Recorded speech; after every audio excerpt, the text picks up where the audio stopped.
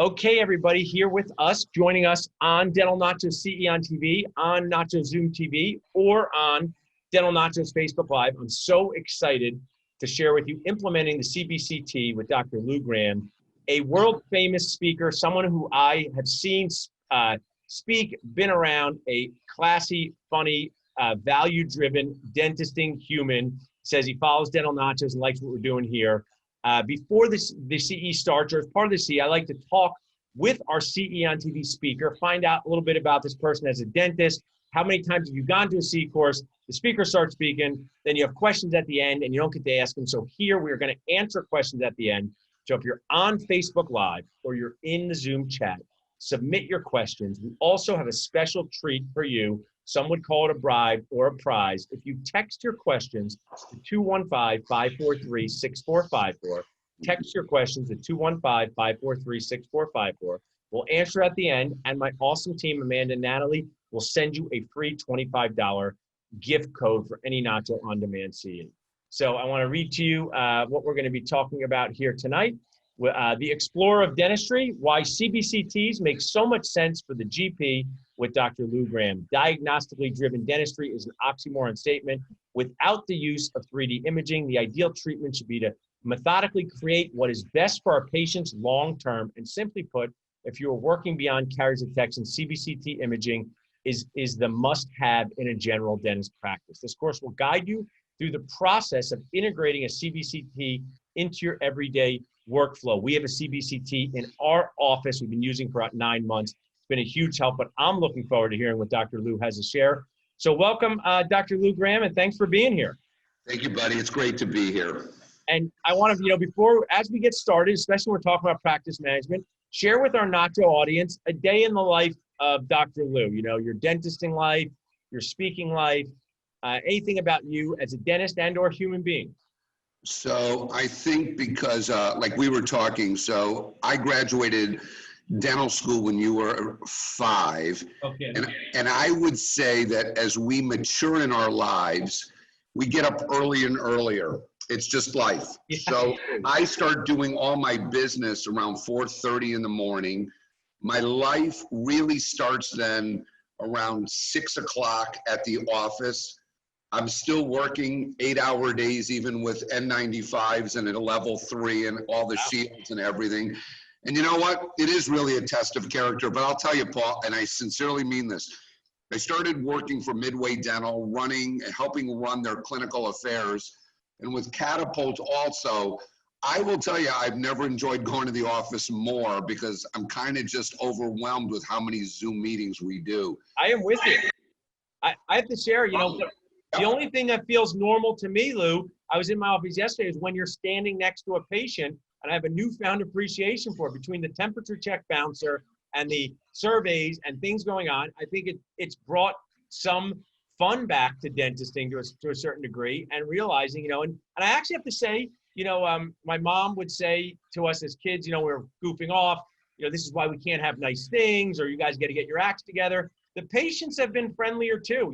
People have been telling me, this is my only outing of the week. So now the dentist has become kind of fun for him.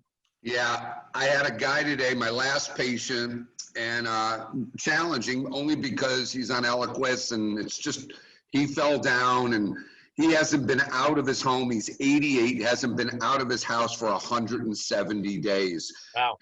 And he asked me to talk to him about all of our PPE and what we do so he could feel comfortable. He hasn't been out of his house in 170 days, and he's lost multiple friends. Yep. Yeah, I feel that. And share with our audience, one of the things that's cool about dentistry, and it's just awesome, you never realized, I didn't realize we'd be on something like Zoom, sharing information, Chicago, Philadelphia, all over Earth, all these different business models. I have specialists and multiple dentists in my practice. Yep. Tell us about your practice. So around 06, I saw the change. And when I say the change, people were going massively into PPOs, and that could be another evening discussion with you how to avoid it. And I was at I've been part of the University of Chicago faculty for 30 plus years. And so around 06, I saw changes. So I decided to really create a multi-specialty dental office. And where DSOs now have specialists rotating, I just said, screw it, I'm gonna do this on my own. And in '06, we had our periodontist and orthodontist at the time. He just left because he got too busy. I didn't have enough space. Endo, perio, prosto, and 3 GPs and 4 hygienists, and that's what it's evolved to. And to me, it's just, it allows me, and you'll see it tonight, how do you interact with patients and offer them that much more and keep them in-house? Because today it's about keeping patients in-house. I don't care what anybody says. It's really the climate we're all in today. And I'm so with you. In 2005, I thought I wanted to make our practice when I started like Best Buy. People would come in and get a CD. They're not around anymore, a computer, a TV. Right. So I brought this in. And like Nacho's here, Lou, there's plenty to share. So it doesn't mean I have a periodontist. It doesn't mean we don't refer outside the office, sedation, different days. But what it does mean is that when you can responsibly execute the care in your own practice, it keeps up the patient momentum, especially in patients over the age of 60, because they're annoyed with all the doctor's visits they go to. So when you say you come back to this office to get your implant, you come back to this office, it really keeps up the momentum.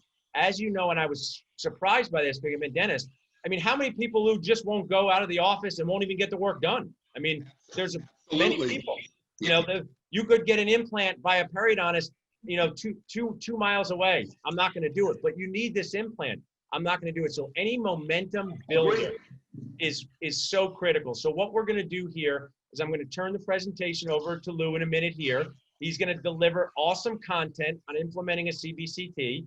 If you have any questions, put them in the chat, put them in the Q&A, text them to 215-543-6454. If you text them, you get a $25 code. Lou's going to deliver his presentation. I'll hang back here, and at the end, we'll jump on for some Q&A. So thrilled to have you. I want to say I'm a mad here, Lou. I'm a 18 years out, 10 to 25 years, medium-age dentist, and you're affectionately known 37 years out as a seasoned age dentist. So I'm mad and sad hanging out here on Zoom. Thanks for being here, and I'll check back with you when you're done. So, thank you. And so tonight, I really wanted to keep this casual, but also informative. And I think I'm going to walk you through my story, because I think the story becomes incredibly important. So when we talk about diagnostics, I've always been someone who doesn't fear change. I actually like change, because you're only as good as you are today, and you're constantly learning how to be better. So about 20 years ago, I would say the first diagnostic big thing happened, and that was Diagnodent in our practice, or maybe 24 years ago. And we've gone now into Spectra and other things for fluorescence, and it really just ups the game in caries detection. And then you get into transillumination, and I was part of Dexis's initial launch with CaryView, and now you have 5 companies, including Itero and Digidoc, who really offer transillumination. And again, how do you incorporate these technologies into being minimally invasive? And so, for example, on a 16-year-old kid in my practice, we don't take bite wings. We use transillumination, we use Spectra. And why do you take bite wings? You take bite wings to look at interproximal tooth decay. And when you look at the literature, transillumination is really far more diagnostic. It's not what we're talking about tonight, but you all have to just look at yourselves and go, how can I be a better diagnostician? My mantra in life has been this. My goal is to have patients keep their teeth till their 85th or 90th birthday. And the time you pick, every time you surgically treat a tooth, you are damaging that tooth. Now, you all can hate me for saying that, but I have been minimally invasive for 30 years. And how did that start? I didn't want to do bridges. I thought bridges were an archaic principle. Why would you take 2 teeth, and if they were never prepared, take two perfectly good teeth and destroy them to replace 1 tooth? It's ridiculous. AKA the birthplace of implant dentistry. Well, 6 years ago, we really, and it could be 7 years ago, we started really incorporating 3D diagnostics into our practice. And I'll tell you, it's been the most profound influence of all the technologies for diagnostics. I could not imagine practicing without a cone beam. And I'm going to tell you, once you have a cone beam, you'll see exactly the same thing. So our path was, even as recently as 10 years ago, we'd send patients downtown Chicago to an imaging center to get a cone beam. Many of our endodontists and surgeons and periodontists didn't even own them 10 years ago. And often it would take time to get them an appointment. Then you'd have to get the information from the periodontist or the oral surgeon. And the discussions were never fluent, never timely. And it took freaking forever. So imagine you have a question. Now you got to send somebody for an endo consult. Now they go, they're charged an endo consult and a cone beam. Then you've got to get the cone beam back, or at least something in a USB drive or a CD-ROM. And it just didn't work well at all. So as recently as about 6 years ago, we would send our patients to specialists who had their own cone beams, and sharing that information was just a challenge. They burned the CDs, blah, blah, blah. Okay, so it was absolutely not time sensitive. It was not efficient sending them out. And I didn't know how to read a cone beam 7 or 8 years ago. So I went to the University of Illinois, took a one-day full class, and realized, holy crap, I am way behind. And within 3 to 4 weeks, we had a cone beam delivered. And I'm going to tell you, that was a mistake, but I won't give names. So we were sending out about 15 to 20 scans a month, and that meant it was taking forever. My surgeon, we're placing implants in our practice, and all I had was a digital Panorex. And so we were sending out to another office. And this is crazy.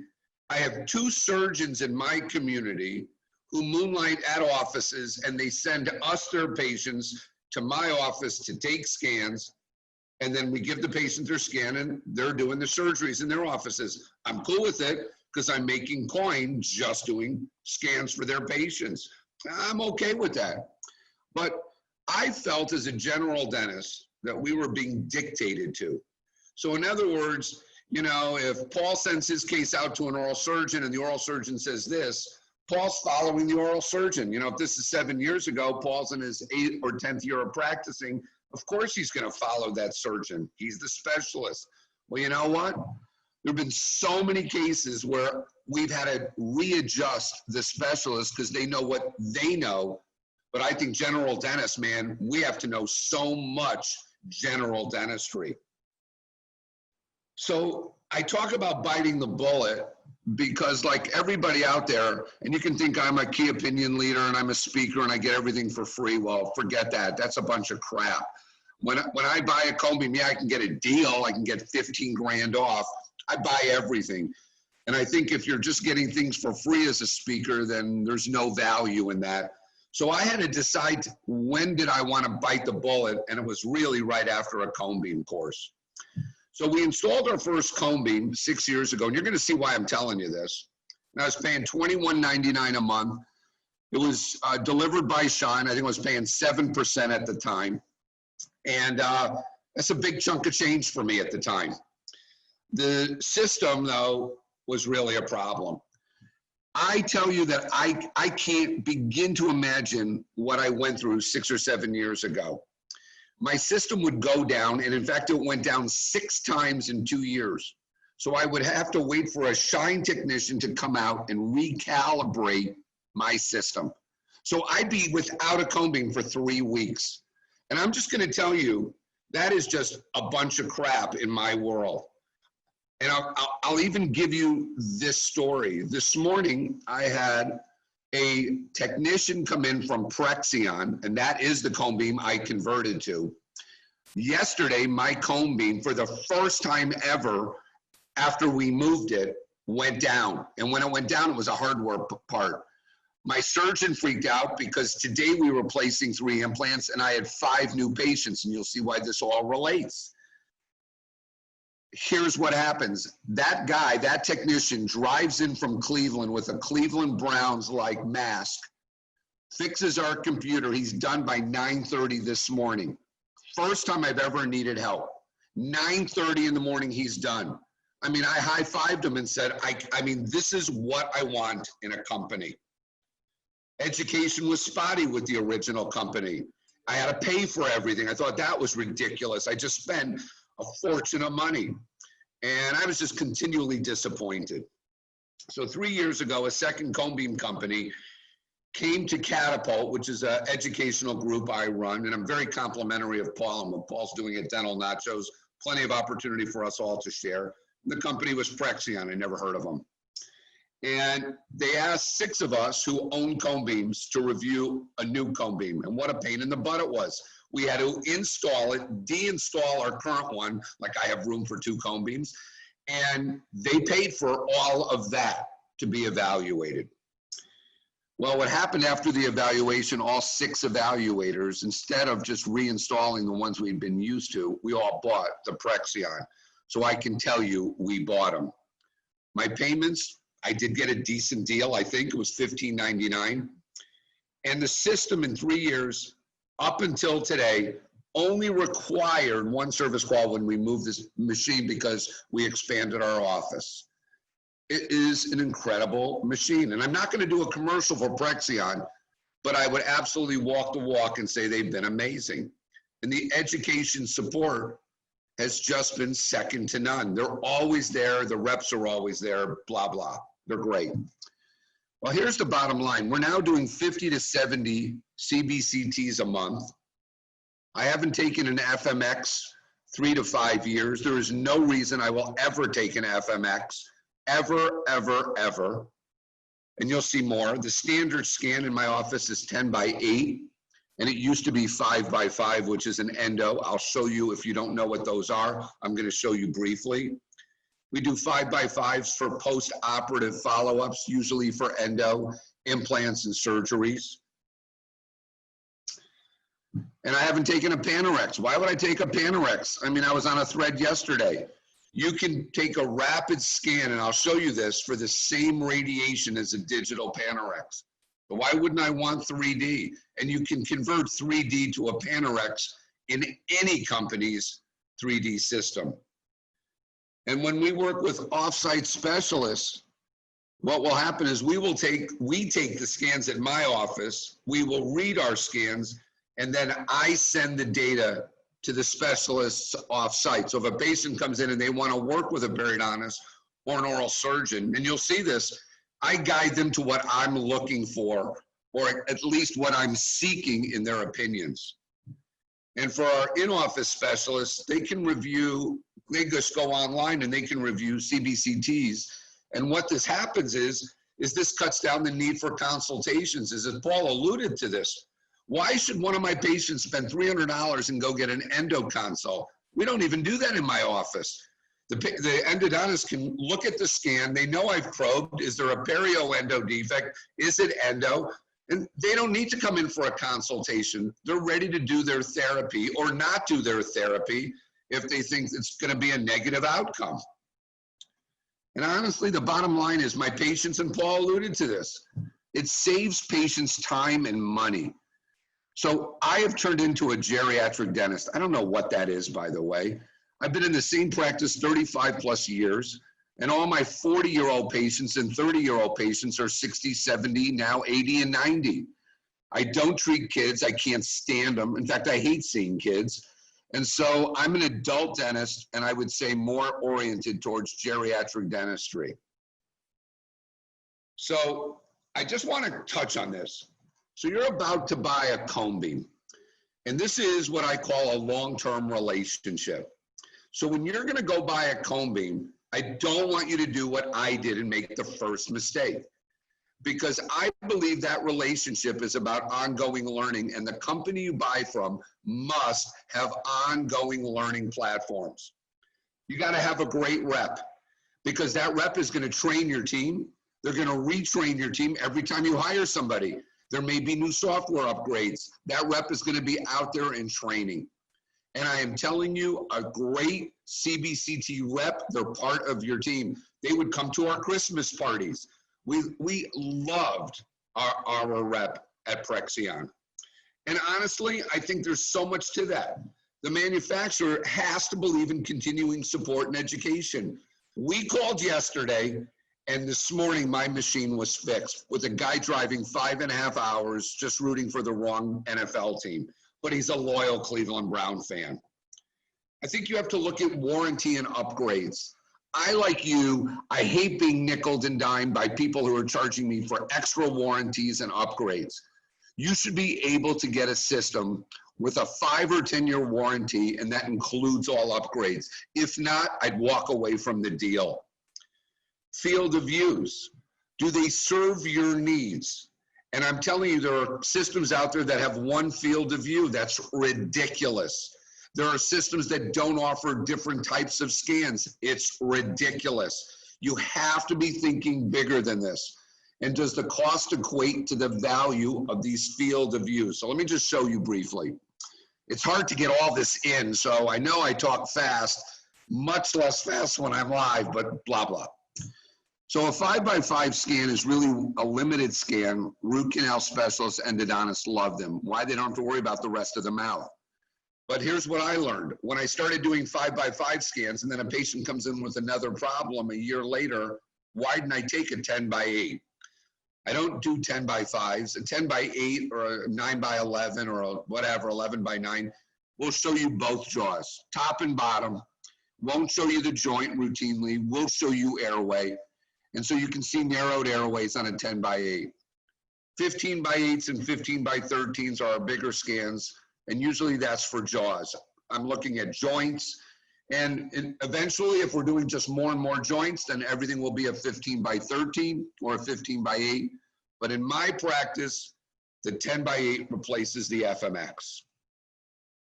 So I'm gonna go to this because there's a whole misconception about radiation. A set of bite wings. A set of bite wings, the lowest radiation for a set of bite wings is, and radiation is measured in microsieverts. So the lowest radiation is 5 microsieverts, but it can be up to 32. So let's say it's around 20 microsieverts for a set of digital bite wings.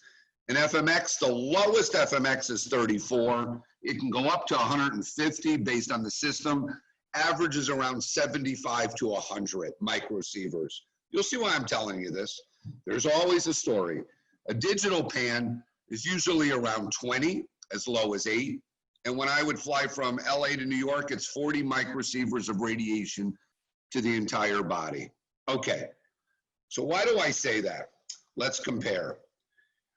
When I get to radiation, and we're talking decision-making, I think when you're looking at buying a machine, it has to be all about image quality. And you have to be looking, how good is the image? You don't want a crappy image. A crappy image because you buy a cheap machine is not what you want. And you have to look at multiple modes. A rapid scan. A rapid scan can take a CBCT on a 17-year-old in 2.3 seconds. A standard scan is 7.7 seconds.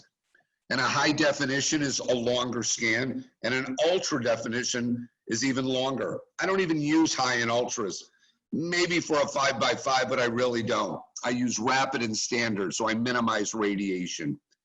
And I minimize the radiation based on the patient's age. The younger, I want to do a rapid scan.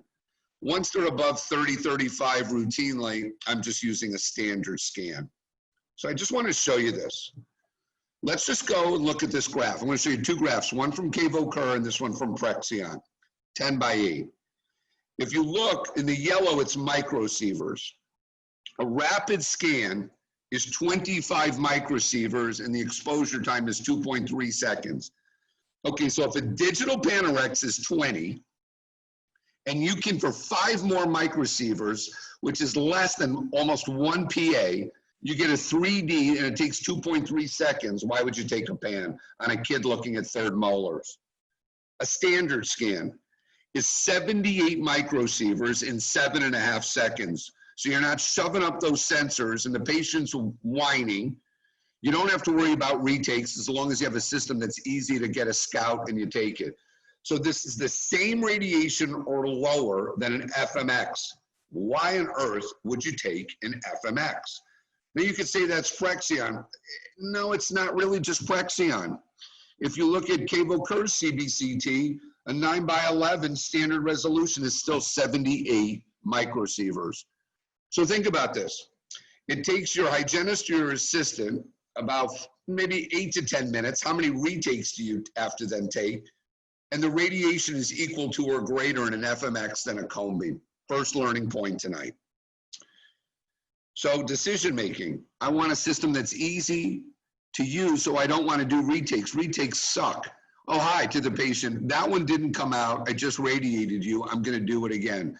People don't like that. So you really have to have a great trainer, great training. So what would I tell you? If you're going to buy a cone beam, you tell the company, I want you to evaluate my first 20 cone beams. This is what you should tell them.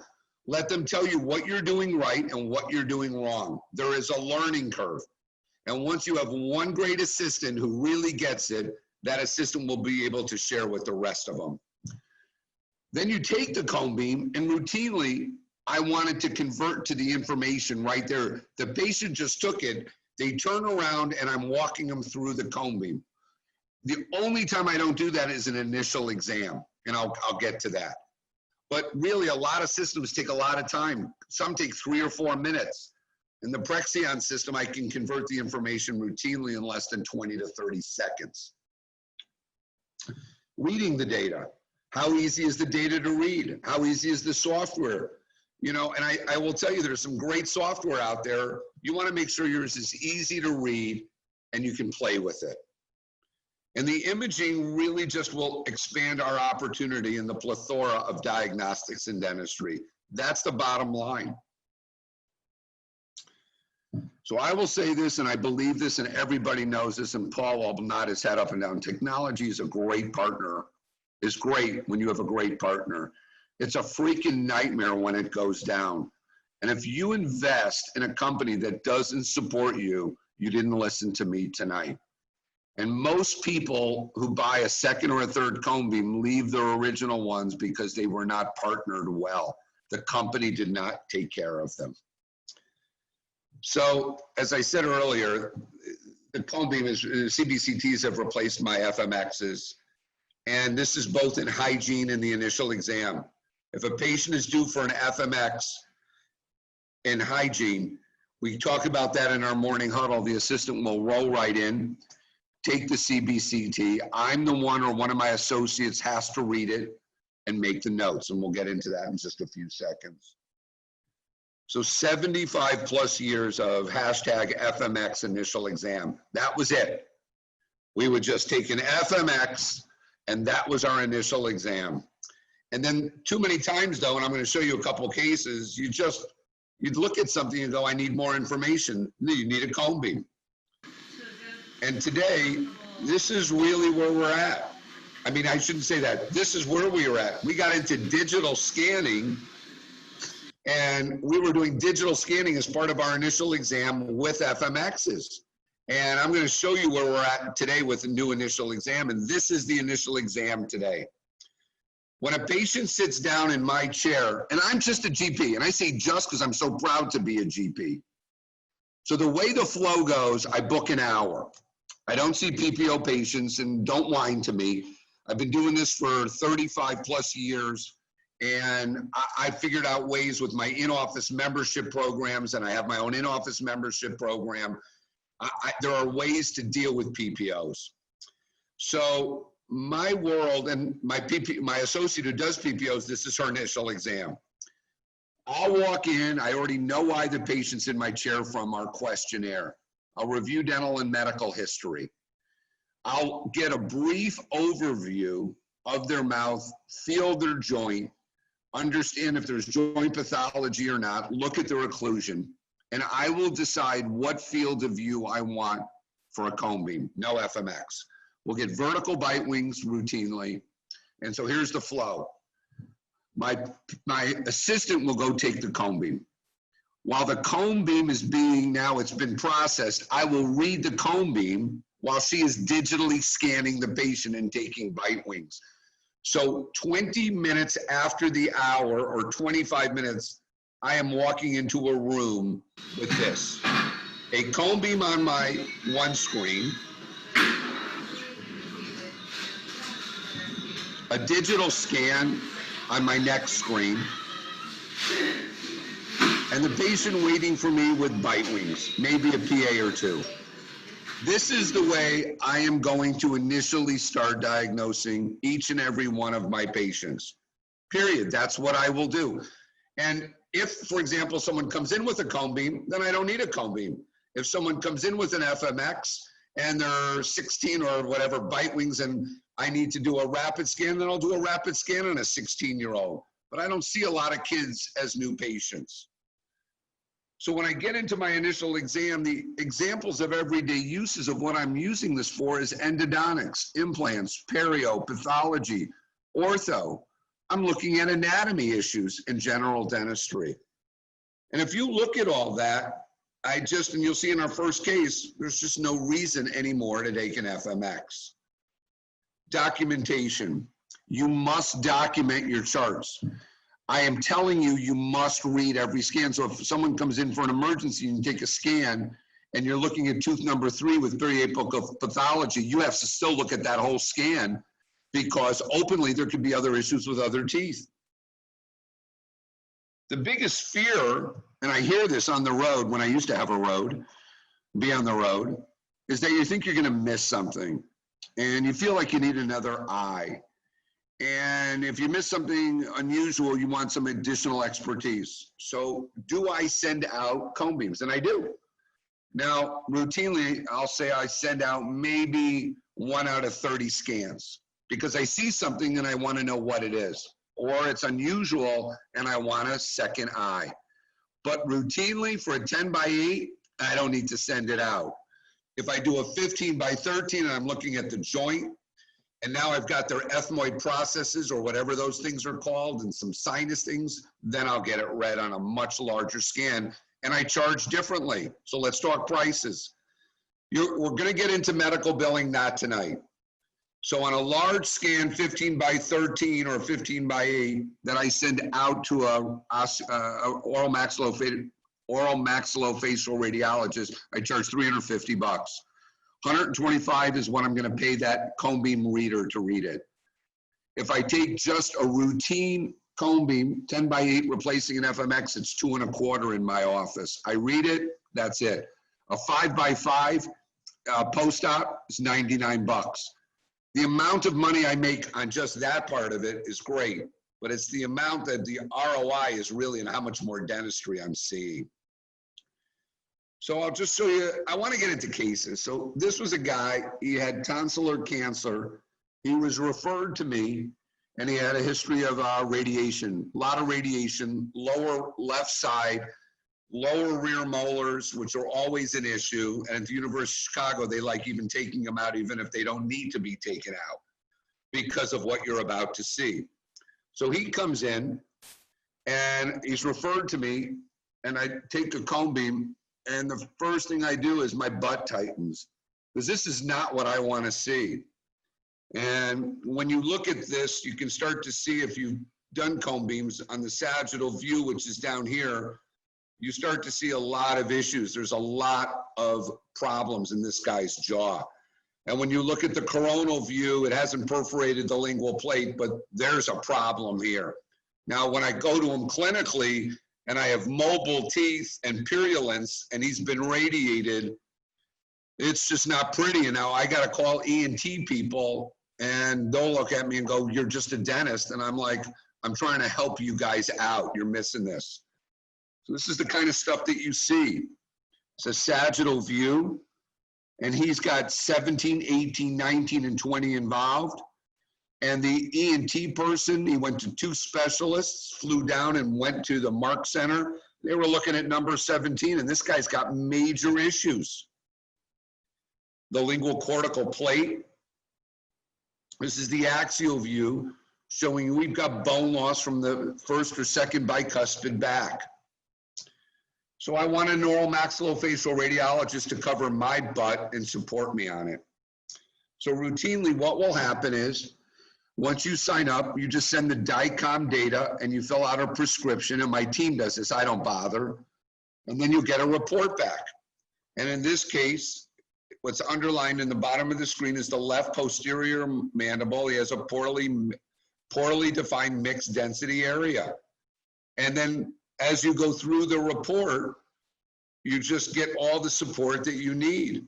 And this was a second one that I had followed up, and this lesion is even more extensive in 2019. So I took this as a year follow-up because the ENT people were doing nothing.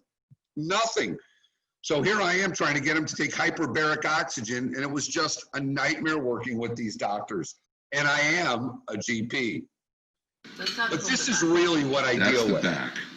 A patient sitting in my chair for a second opinion with an FMX forwarded. And I'm just gonna walk you through this. This is a wonderful lady. She's in her mid-70s, great shape. And she went to a dentist in downtown Chicago, which is always good for me because their fees are about 30% higher. And I say this to you because the ADA has reported that the largest growing group of patients demographically are those over 65. And it's that group, those patients over 65 who are coming in with a ton of complexity. And you don't want an FMX, and you're gonna see that exactly why. Now, with these patients, my office is already well into medical billing, and cone beams fit right in. I just want to show you a couple graphs from the ADA. And when you look at the graph, and in purple are senior citizens, I guess where I'm getting close to being one, that graph is going up. People Paul's age are not going to the dentist. And I'm not on Paul's age group, but they're just not going to the dentist enough. You all see this in your practices. Kids are going, but a lot of them are on public support. The future is definitely working on baby boomers. They have 70% of the wealth in this country, and they're aging. And when I look at the percentage with dental benefits, look at this at the age of 65. Only 33% have dental benefits. So do you want MetLife and Delta Dental offering this to seniors? The answer is no, and this is where our in-house membership plan has been key. I don't even want to talk about this, and I don't want to talk about this. So this was the FMX that was forwarded, and I just want to show you a couple things. So her lower right area, short fill, do you really see a lot of pathology? What about the upper right area? There's a little periapical pathology, and the upper anterior, a little periapical pathology. Is that enough information? She wants, her bridge is loose. So if her bridge is loose, is that enough information for you to know you can do an implant? Is it narrow? Is it not narrow? Yeah, I've got plenty of length. You got enough information? No, you're gonna need to do a cone beam. So here's her cone beam. So she brings me her FMX. And here's her cone beam. I'll try to wheel it around a little bit. So this is my initial exam. And I'm just looking. Nothing really evident on her FMX on the lower right. And as I start to line up everything, and this is what I do, I go, holy crap, there's a lot of stuff going on. And she had no idea. Let's go back. This is the axial view of the lower right. Tooth number 29 has got a circumferential lesion. It's not even mobile. Of course it's gonna probe. 30's got a large distal lesion. This is the sagittal view. There was almost nothing on the periapical. So 29's got this lesion, 30's got a short fill. Which tooth is causing the problem, or is it at both teeth? Here's the coronal view. Now I have a J lesion wrapping from the lingual going out the buccal. Are you kidding me? You could never see any of this on an FMX. So you can identify the mandibular nerve. If I'm gonna have to drop an implant, now I can start measuring the width and the length of what I'm gonna have to do with my surgeons. I don't place implants. I've had 2 surgeons for the last 15 years in my office. This is the periapical. When I saw this years ago in my first cone beam course, this is why your work fails. Your work fails because you don't see the problems. And it really bothers me that people go, well, cone beams are only for implants. Are you kidding me? How can you diagnose this patient without a cone beam? It has nothing to do with implants. And what I want everybody to understand is, in general, 2D x-rays underestimate bone loss because a substantial amount of buccal or lingual bone loss has to occur and to be really demineralized before it's being seen radiographically. And this is so well documented in the literature. And you have this inability to differentiate between the defects. Okay, but now what you can do is, I have patients, for example, and I'll look at the upper right area. It's a well-filled root canal, 2 canals. I can follow these lesions. I don't know if it's an apical scar. I can measure them and compare them year after year. So what I will tell you is that it just gives you more information. And of course, planning an implant. And I do a lot of the implant planning in my practice because I want to guide my surgeon into what I'm looking for. And this goes back to, if you tell a patient something, they're going to forget. If you show them, they're going to remember. But my mantra is you have to involve a patient. So I surround them with this information, and whether it's an initial exam or a recall exam, this is what my assistant is doing. She's explaining while I'm out of the room. Look at the patient's focus. It's like a video game. Patient's 100% focused on this, and now they start touching the screen and moving everything. And this gets into treatment plan acceptance. And what you all have to know is, here's the sad number.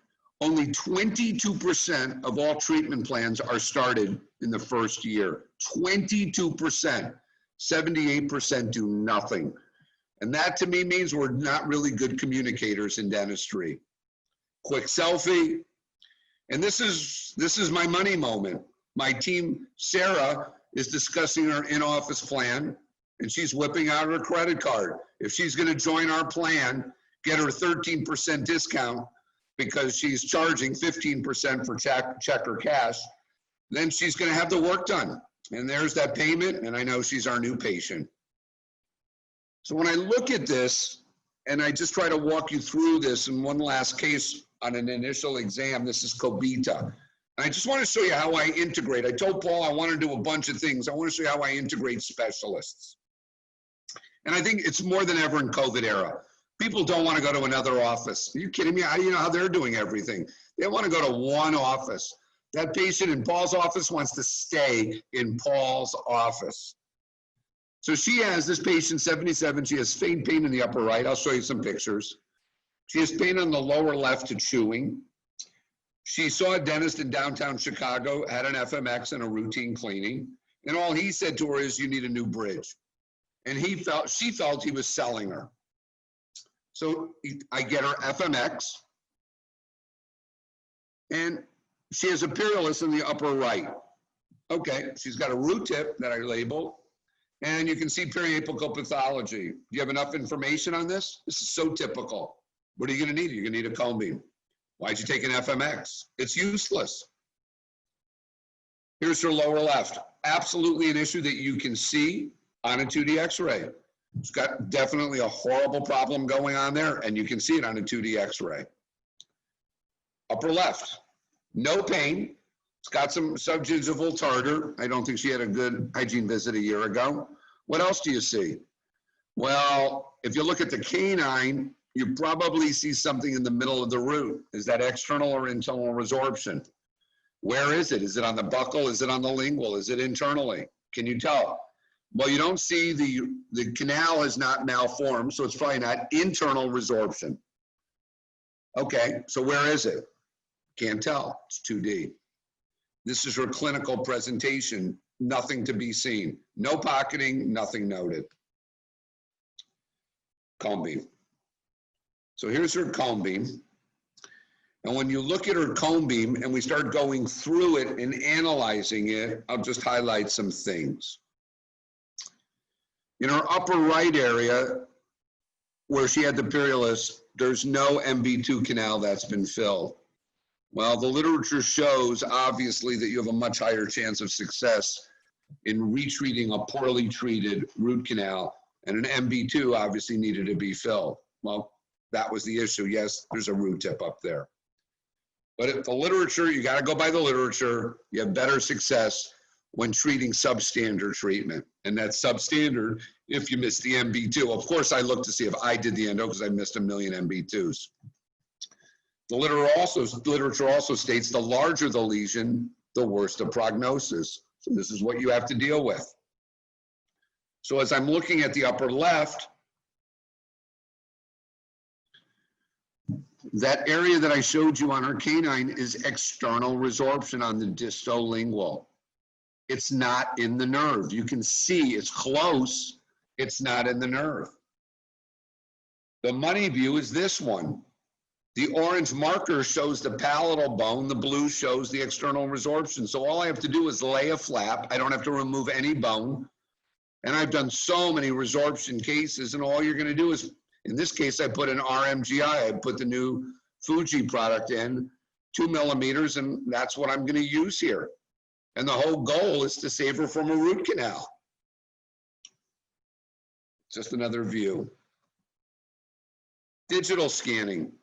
So now what I'll do is, on my initial exam, I won't overlay it, but do that for you. I'll try to explain tooth number 3.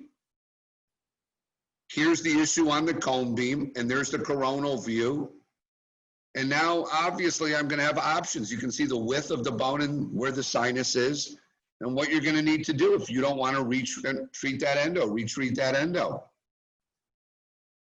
In her occlusogram, and this is iTero, I can show her where we need to place an implant because we need at least second bicuspid occlusion. I can show her where the lesion is for external resorption. I can show her where her root canal is, and I can show her where we're going to pop in some implants.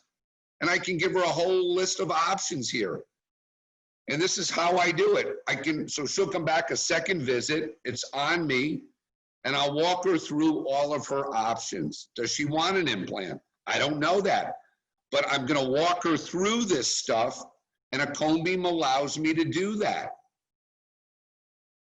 Her lower arch, does she want implants? Does she want a lower partial? Does she want to just live the way she is? So as a GP who doesn't place implants, you can certainly plan them. You can certainly see where they will go and if they're an option. And I think I don't bother my surgeons for this because this takes about 5 minutes to plan. And so all I'm doing is showing her what her options are. Then I sent the scan to my endodontist and periodontist and asked them, what do they think? So I can now get my endodontist on a phone call or do a teledentistry meeting and my periodontist and save this patient a visit. The endodontist said it was a guarded prognosis for tooth number 3. We could retreat it. If it doesn't heal, she said we'd have to do an apico. If there was a crack during treatment and she felt if tooth couldn't be salvaged, then she would recommend an extraction and there would be only like an exploratory fee. And she said, obviously, no endodontics was required on the top tooth number 11. For my periodontist, he said we could place implants on 4 and 5. How did we want to sequence it? He wanted to take out the root tip. He wanted to know what the treatment plan was for 11, the external resorption. Did he need to have involvement? He wanted to know about placing an implant in 13, and was 20 going to be replaced after we took it out? He asked me if I could make him a surgical guide. Look at what a GP does here. I'm now guiding the patient to the endodontist, guiding him to the periodontist, versus 5 years ago, I'd be waiting for everybody to get back to me. This is how a GP functions today. And to me, you can't diagnose, you can't treatment plan, and you can't be efficient without a cone beam. You just can't. Let me go back one time. So I'm going to go back. Can you imagine how many things you're missing? What would you have done here? How can you give a patient full options without having 3-dimensional viewing? And this is just typical of working on patients when they come in with 30, 40, and 50 years of dentistry. Everything in dentistry ultimately fails, and now they're in your chair. And that's why I think it becomes so critical for everybody to understand this. So when I talk about being the general, it's about listening and communicating. It's about customizing diagnostics. It's about creating the workflow. I think we should be creating the workflow. And I have one dedicated front team member who coordinates all this with my specialists, period. And then she goes over it with me in my morning huddles. This is what makes me happy. Honestly, why aren't we raising all of our bars? So ultimately, it was really quite interesting. I told her to do the implants and we would make her a long-term temporary bridge. She said she wanted to save her bridge. Okay, so she decided to retreat the endo. She didn't want a partial, so she wanted to place implants in 13 and 20. That's what she wanted. And she, of course, wanted to save tooth number 11, and we did that first. And then she needed some hygiene therapies, and of course, that was started early on. And here's what happens. This is why I think we can create our own value. She wanted options. She was told, go see Dr. Graham. She was referred to me. I will give her various options, and I'll let her pick what she wants done. And then she asked me, could I see her husband? He's a patient. Now her daughter, who's in her 40s. And then she asked me, would I see her grandchildren? And I said, no. So here's 1 year later. 1 year later, just like to show you, we take a scan. I don't even care if you charge the patient. We charge 99 bucks. Her lesion had healed tremendously from the retreatment from the endodontist. the tooth was vital. It measured 32 1 year later. So all I had done was flap her, and obviously she still needs to get some subgingival tartar removed, calculus. So I just want to kind of show you how we take it to the next level in restorative driven implant dentistry. I want to go back to this slide. When I teach my implant courses, I believe the general dentist should be dictating and working with the specialist, and not the specialist dictating to the general dentist. And I will tell you, to me, it's all about restoratively driven dentistry. I'm going to give you 2 key points here. The studies show that 5 years after an implant is placed, up to 60% of the time in the maxilla, you will get an open contact. 54% in the mandible. You've all seen this. Teeth drift, implants don't. So now what do you do if you have a cemented implant? You got to go drill through that implant crown, try to find the screw hole, access hole, and unscrew it. You've probably then broken through the zirconia. You're cussing because you're not happy. And I'm going to tell you, everything should be screwed down today. Everything in the posterior. And if you can in the anterior, but you're going to have less issues in the anterior. So I believe everything should be restoratively driven. So this is David, and he's been an implant patient, oh my God, for years and years. Number 19's got an old implant, screw access. 20 is a stable tooth. You'll see why I'm telling you this. No perio, it's an old abutment, and what we did was we had a crown on 20, replacing 22, and there's no 21, and we had a wing on 23. Well, eventually that bridge after 12 years broke. So here's what happens with restorative driven implants. I have now temporized him on tooth number 20 with a cantilever on 22. That's what you see in this iTero pre-scan. So in a pre-scan multi-bite, you take it with the temporaries on. So I'm guiding the lab to show them what we're doing. Then I take the temporaries off, and this is what I've got. Yes, I've lost height because part of the crown came off in the old bridge. So now here's my multi-bite scan with the temporaries removed. This is the temporary from the occlusal view in the iTero scan. This shows you how narrow the bone is in tooth number 22. So can I place an implant? I don't want to drill on 23. I think that's a dog. The patient's only 70. And in my world, that's young, or 72. So now the key is how do I design this? Now you take your cone beam. And what you do is you send the cone beam scan to your design lab. And I'm just showing you what we're looking at. You can see the defect. And I have options here. I can do one implant and I can do a crown. I just do crown lengthening. And I put 2 single units on. I could do 2 implants and take out tooth number 20. I could also take the implant off of 19 okay?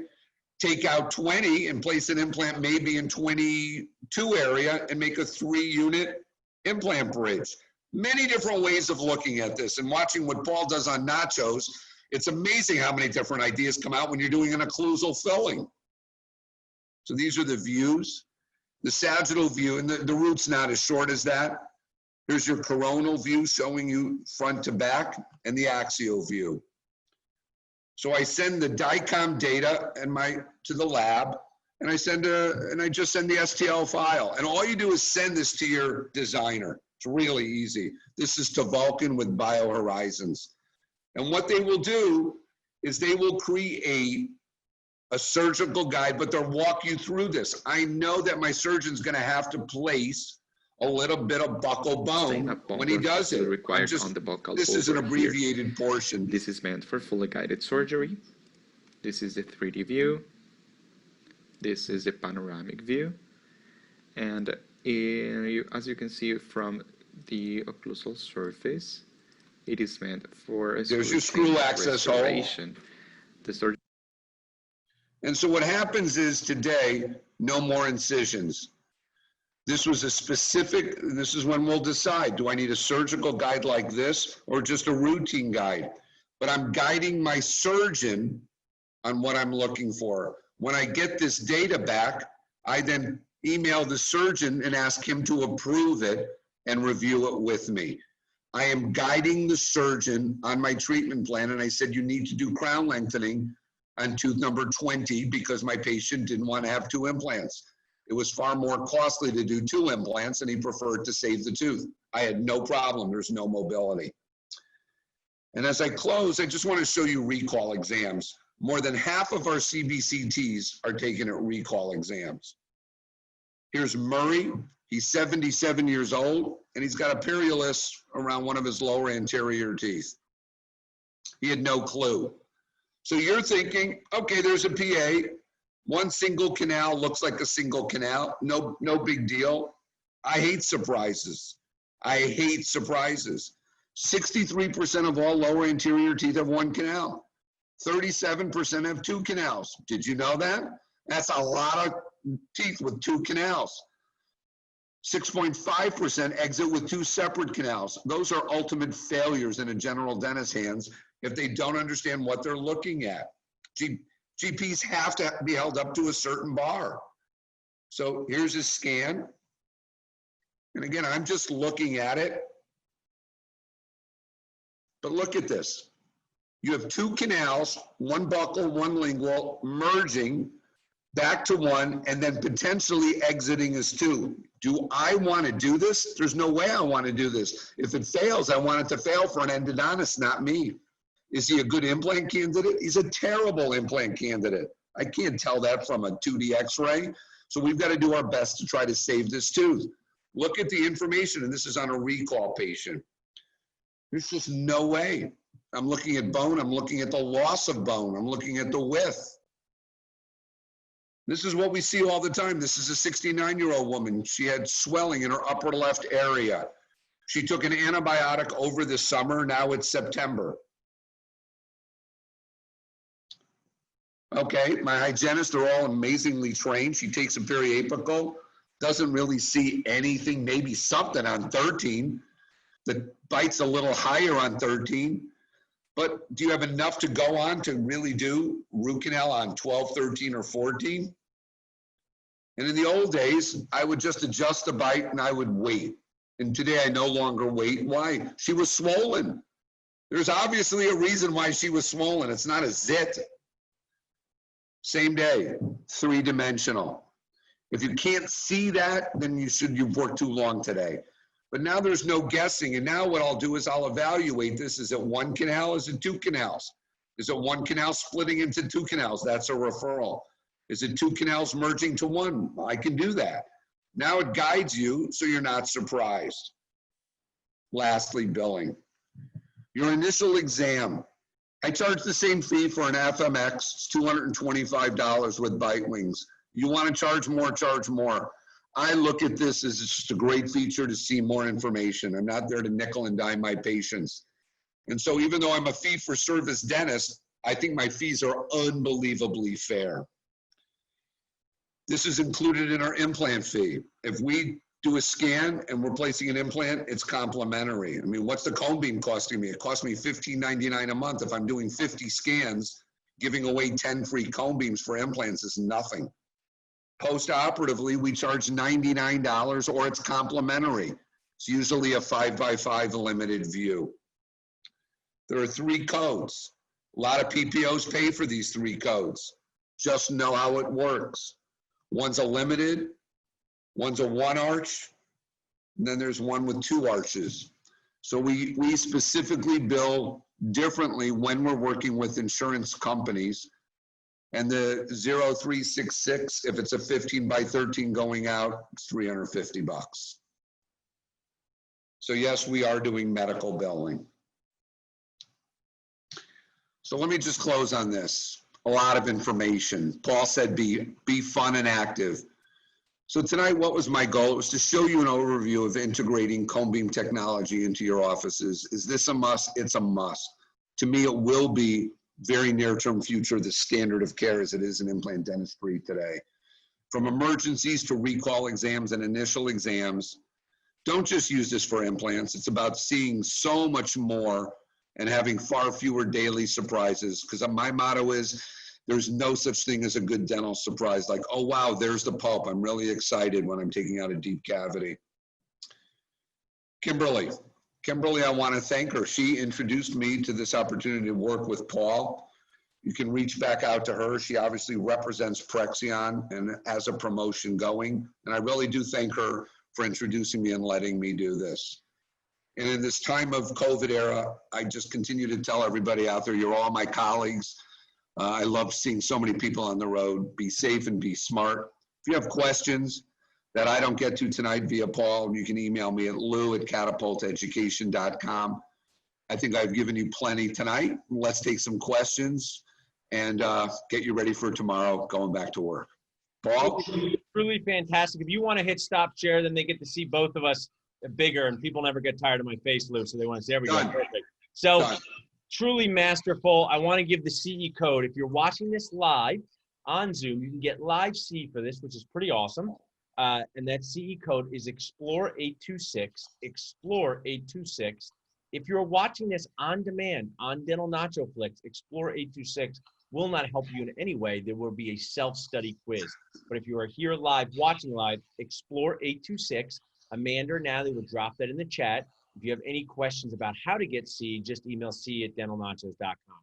So what I always want to do, Lou, because I've spoken many times like you, the after C party. So we'll just have a 15-minute after party where, you know, you did what I love, JBN, just be nice, but especially during a pandemic, JBR, just be real. And what does just be real mean?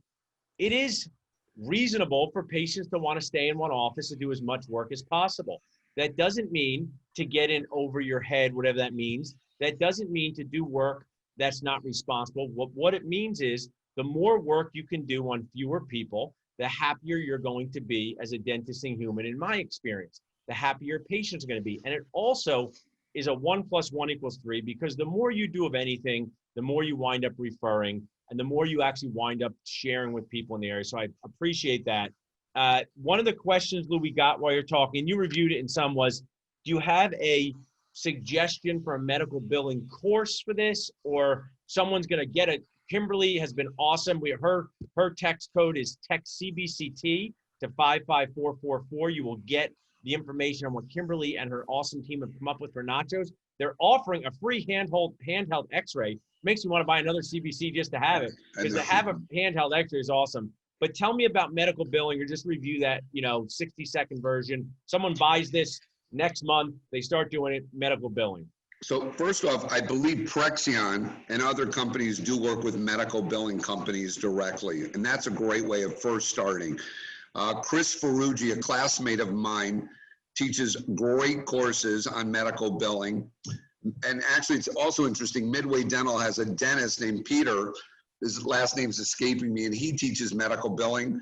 There's so many wonderful medical billing courses, including my former office manager, Denise, who teaches. So I think the key is I would absolutely say medical billing is going to be a key part of the future. And when you partner with a medical biller, Paul, I think they become part of your front team. So I think it's got to be not nickel and diming, but a relationship. I agree with you too. And one of the things I'll share authentically for myself, we teach my first implant. I teach my first practice sale, my first my first sleep apnea course. I partner with someone to do that. You don't need to be an expert medical biller to use a CBCT, because we are using one. And I think if you just look at it broad picture, it's like when Dennis brought panoramic x-rays in, that was a huge deal. Now you bring this in, and what I like your style of charging the $225, whatever you charge between $200 to maybe $500. It's not such a massive cost that you need to be an expert medical biller to use this technology. But I agree with you that I think medical billing is something that GPs and all dentists can look more into as we go along, especially with sleep apnea. Yeah. You were great with what you did here, and I've been looking at CBCTs for a long time, but I wouldn't call myself an expert CBCT reader. Is there a course that you would recommend someone take on reading CBCTs? So, it's interesting. If you reach out, to these companies, they will recommend, and openly, I learned from an oral maxillofacial radiologist. That's who really got me into this. So there are plenty of them. Like if you went out to cone beam readers or whatever cone beam reading companies are out there, routinely they're owned and run by oral maxillofacial radiologists, and they really do give, I think, great 1 and 2 day courses. It's easy enough to Google and find them. Yeah. Perfect. And, just text CBCT to 55444. You'll get connected with Kimberly Page, who is awesome, who has resources. There's online training that come with this. Someone asked, is there an online, who I know very well, awesome dentisting, Nacho, or she's great. Is there an online medical billing course that my admin assistant can take to start the process? It's a really good question, but since I've gotten involved with sleep apnea, I've learned more about medical billing. I've learned that it can be very frustrating and challenging. So often these people are outsourcing that to another company. Right. So I would share that you don't need to have your admin team take a course like that just to use a CBCT, but as you're using it and you start to use it for more purposes, that may be reasonable. And there's people in the group who do that. You ask in the group, we have some resources online medical billing. Just email us at salsa@dentalnachos.com and we'll look to connect you. So those are our main questions there. You did an awesome job, Dr. Graham. Can you come back for a sequel? You've one up me. My team watching me, they usually think I'm funny, and they said you could be on Curb Your Enthusiasm lecturing. So you've one up me here. Anytime we can do a duo, let's do a duo. Okay? I love it. Yeah, we should do the value of building a multi-specialty practice brick by brick. And, it could be from my first specialist ad. I've had multiple endodontists, and I, like you, we had an orthodontist for a while.